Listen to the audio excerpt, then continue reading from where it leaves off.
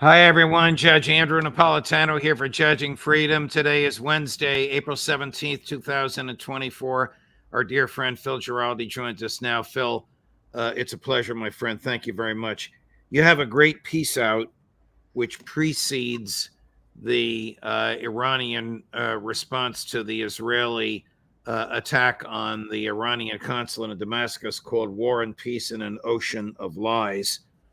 And I commend that piece to everyone that is interested in knowing the nature and extent of the deception and lawlessness of the Israeli government. But to bring us up to date from the time you wrote it to what we know now, is there evidence, or is it more likely than not that U.S. intel or military assisted the Israeli attack on the Iranian consulate in Damascus? Well, yeah, I would suspect that given the level at which U.S. intelligence, in this case, particularly probably military intelligence rather than CIA, the way they cooperate, working through bases in Israel itself, where U.S. Military are stationed. Um, I would suspect that there was a lot more connivance going on, maybe not at a top official level, but certainly at a working level that enabled the Israelis to pull this off. Would Secretary Blinken or National Security Advisor Sullivan or Secretary Austin have known that the Israelis were about to demolish an embassy or a consulate? Yeah, well, that's the big question, of course, because to destroy a diplomatic mission is a major league war crime. It's not just the usual kinds of tit for tat that seems to go on in the region. And I would think that on a let's say an official level, these guys must have been in the loop for doing this. Must have been. But again, on a working level, stuff goes on, and I'm not really convinced that they were stupid enough to give a go ahead for something like this, because the one thing I think you can trust that's coming out of Biden's mouth right now is that he's kind of wanting to put the lid on this whole thing exploding, and this was a sure way thing to get the explosion, to get the thing moving ahead. So Israel would have been motivated for it because Israel wants the United States, through some chicanery or otherwise, to get involved in a war against Iran. So that was my theory in the beginning, but now I'm kind of wondering. There's some theories flying up about how this came about, how this was contrived, and Well, I want you to share those theories with us, unless you think they're absurd, Phil, because I'm trying to determine, with your help and the help of our colleagues, if Joe Biden not only is complicit in genocide, but in the additional war crime of attacking an embassy, a consulate. I keep confusing the two. It's the consulate adjacent to the embassy, yeah, which they're is the same. absolutely protected under the Geneva Conventions, no matter who is inside the building. Well, I would, in all seriousness, have to consider that these people at the top of the system would have been briefed on this, At and the I top of find the it, American system or the Israeli uh, system? the American system is what I'm talking about, because these are the ones that theoretically could have put a stop to it. Certainly, Israel had motive to pull the Americans into this and might have been able to pull it off, but I rather suspect there might be other working relationships, as I prefer to call them, that might have made this happen. The whole thing is you have to decide what was the ultimate motive of the Israelis doing something this crazy, because it was crazy. It's such a high level war crime that it has to be something that goes beyond the killing of a couple of Iranian generals. And the only thing that makes sense to me, it made sense to me right from the beginning, was that they were hoping that the Iranians would respond with a response that would be so serious that the United States would be sucked in as Israel's protector. So that seems to make a lot of sense. And now we're hearing some other things. There was a piece today by Seymour Hersh in which he cites a lot of anonymous military officers, both British and American, who apparently were involved, or so it seems, involved in working with the Iranians to come up with a response that would not trigger yet another retaliation. So how many circles within circles do we have here, and how far does this go on? I mean, so the Americans are supplying the Israelis with ammunition and weaponry with which to commit genocide, consenting to or looking the other way when they murder Iranian generals, and advising the Iranians as to how to strike back so they don't hit too hard and start World War III. You can't make this up. No, you can't. But it's what's floating out there, and I must admit, I don't know if we'll have an answer to this, or a plausible answer to this, until we see what the Iranian response to whatever Israel does is going to be. So let's see what the next circle is. If both Iran and Israel are deciding that they want this to kind of cool off, then they'll go that kind of route. There'll be sort of a tit for tat again, and the whole thing will go away. But if either one puts the foot down on the accelerator, then there are other motives that come into play about who wants what to happen down the road. And this is pretty scary stuff. I mean, as I keep mentioning, Israel is a nuclear power, and in the past has toyed with the idea of using its nuclear weapons under certain circumstances. So this is scary stuff.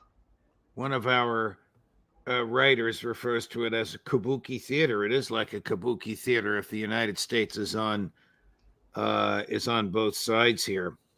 What did you think of the Iranian response and their very shrewd use of drones to force the Israelis to spend $1 billion shooting down harmless drones?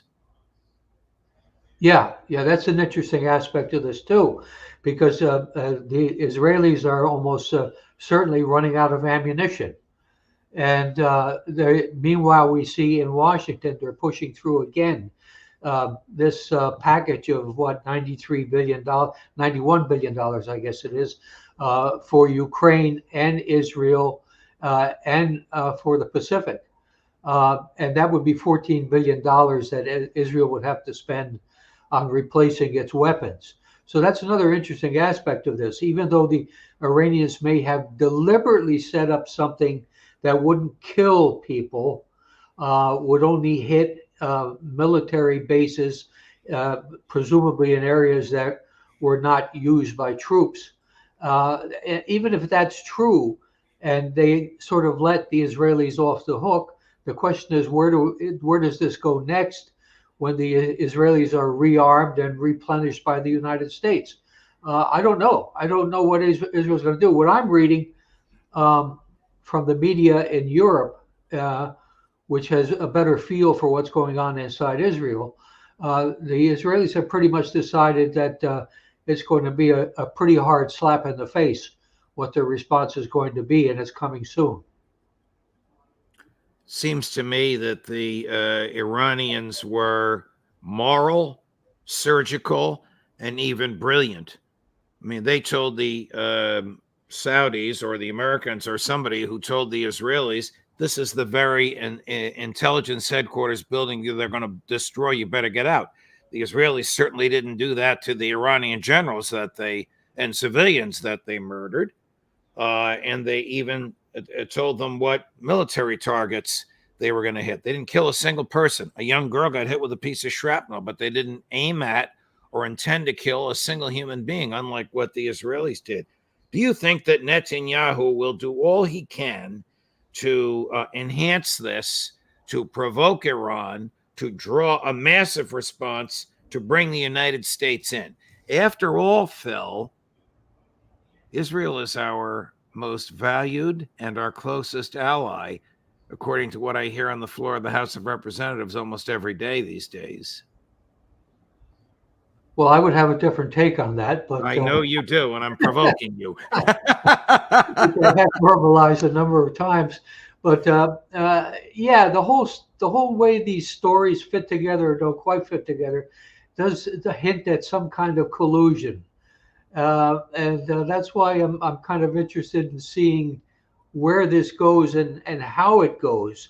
And But I think the next play will be the decisive one. If Israel kind of does something uh, basically innocuous, and Iran doesn't respond to it, then it's the end of the story. But we're missing the backstory, which of course is that no matter how you put it, Netanyahu is a reckless uh, individual. I was going to use a different noun, and he basically is quite capable of initiating a war with Iran as long as he feels in his head that Congress and the White House will back him up and basically come into the war on his side against the Iranians. He's been preaching for how many, since the 1990s, about how the Iranians are 5 minutes away from having a nuclear weapon, which has been a lie ever since that time, and even up till now. But he's been preaching it to create a motive to attack them and destroy them. And I have no doubt he still has that in his head. And as I say, he's reckless, he's ruthless. He knows that the longer he can drag these wars on, the better his own politics are. Because when these wars are over, he's going to jail. I wonder if Speaker Johnson tipped his hand at something that's coming. This is cut number 9, Sonia. He's got a lot of issues on his hands, including his longevity in office. But listen to this clip in which he says, I regard myself as a wartime speaker. I didn't know we were at war, but listen to this. Look, we are in unprecedented times, okay? We're in dangerous times, as has been articulated here, around the world, and here at home.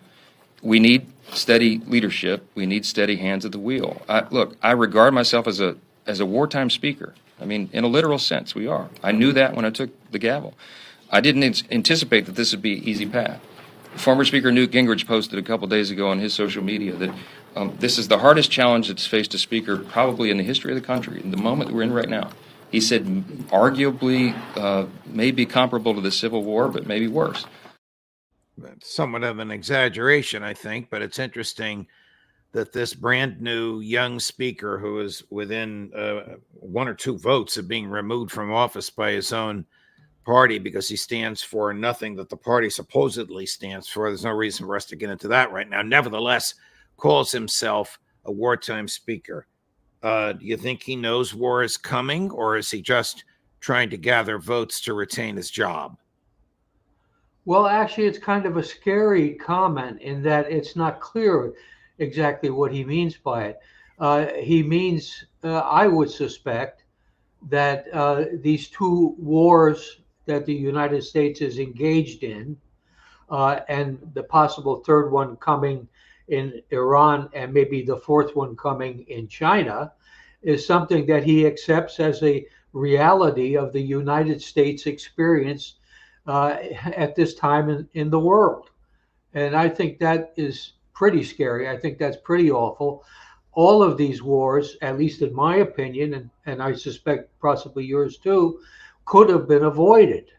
And the United States, instead of taking the steps that would have avoided these wars and would have saved probably already something like 1 million lives, instead embraced these situations that were developing that could have been negotiated out of.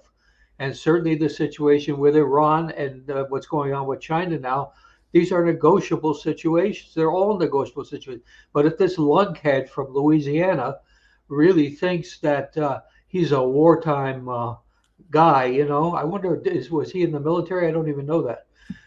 And just like Joe Biden is a draft dodger, Joe Biden is obviously seeing himself as a wartime president. Where do all these clowns come with these labels? Well, I guess they look up to somebody like FDR and emulate what they believe was his leadership. Is Israel an ally to the United States? Is the relationship of Israel to the United States beneficial to the United States? The relationship, I've discussed this before. Israel is not technically an ally because an alliance requires reciprocity. Israel has never been an ally. Israel's relationship with the United States, from my own experience when I was in government, and I used to see a lot of the so-called intelligence produced by Israel and passed to the United States. This stuff was Fantasy Island, all about making Iranians and Arabs look bad. That's what they were really good at.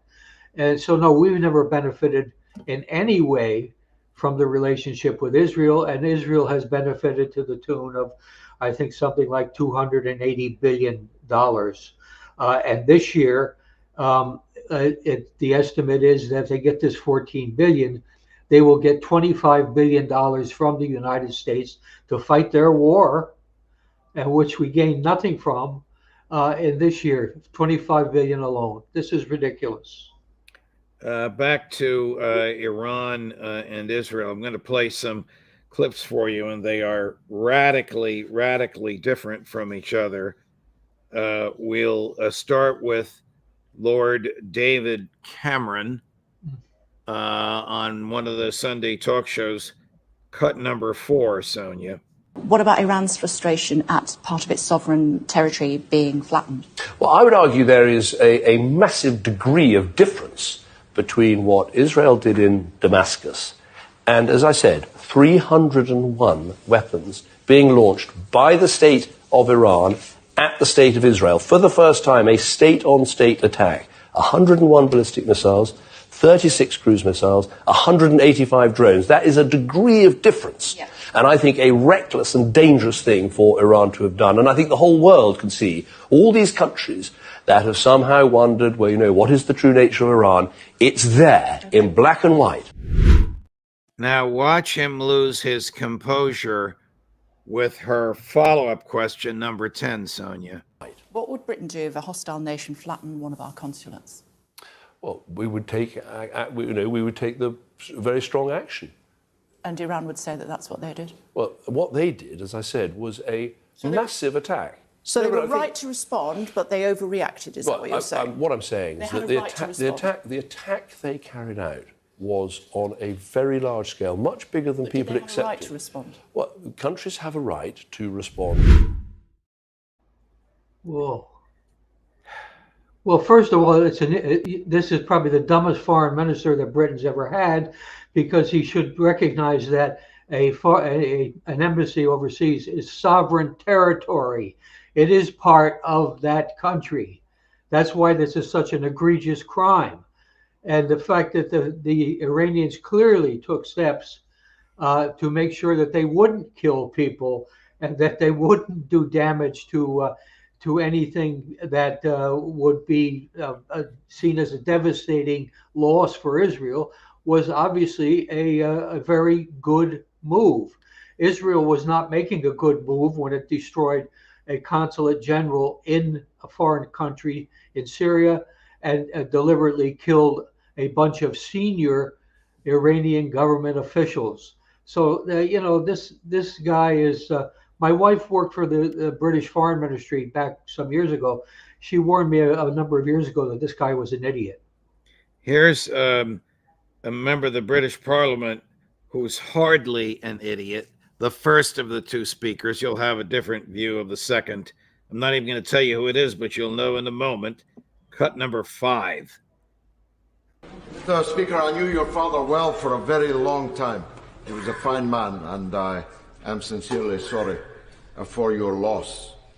There was not one single word in the Prime Minister's statement of condemnation of the Israeli destruction of the Iranian consulate in Damascus, which is the proximate reason for the event everyone is here in concert condemning.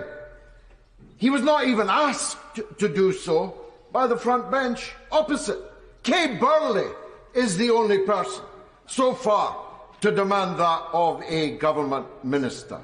We have no treaty with Israel, at least not one that Parliament has been shown. And the Iranians are not likely to listen to him.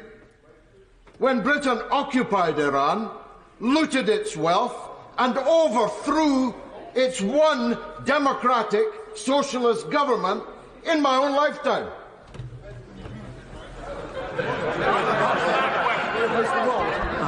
Well, Mr. Speaker, whatever may have happened a few weeks ago, it is absolutely no justification for launching more than 300 drones and missiles from one sovereign state towards Israel. It's as simple as that. And in the honourable gentleman's question, not once did he condemn that action, or indeed the actions of Hamas in the region. There is no equivalence between these things whatsoever, and to suggest otherwise is simply wrong.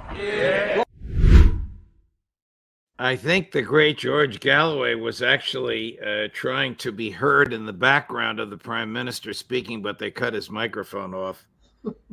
So there is courage and there is accuracy, however numerically insignificant it may be, in the world's oldest deliberative body. What do you think? Well, I think this is all a club that, the British, the French, Germans, Americans, it's a big club and they're all owned by Israel. This is a tragedy for our times. They're either guilt trips or whatever, or money or whatever it is that has created these relationships. They're bad for everybody. And I would note that the British have been among the worst. When the Russians and the Chinese tabled a motion in the UN Security Council condemning the Israeli attack on the consulate general in Syria. It was vetoed by, of course, the United States, joined by France and Britain. And our brilliant ambassador there at the UN, she said the reason was because there were a lot of things that weren't very clear. Now, the planes were observed flying over the border and bombing the target. I guess apart from that, they might have been the Russians, pulling a real dirty trick. But I think the likely answer is that this was done by the Israelis, and yet the United States refuses to condemn it and blocked a measure to condemn it and in a world body. So it's you watch this performance going on, and it's lie after lie after lie, evasion after evasion after evasion. Not just the United States, it's Britain and it's France and it's Germany and probably a few others, and they all seem to be owned by Israel. It's incredible how this came about, and it's time for it to end. Well, one person not owned by Israel is George Galloway. That's obvious. He has a way with words. Phil, you have a way with words as well, and it's a pleasure to be able to share these words with you once a week. Thank you very much for joining us, my dear friend. Thank you for having me on. Okay, we'll see you again next week as you wish. Coming up at 4 o'clock Eastern, Aaron Matei for more of this. Aaron has some very interesting observations and news for you on what's going on in Israel. Judge Napolitano for Judging Freedom.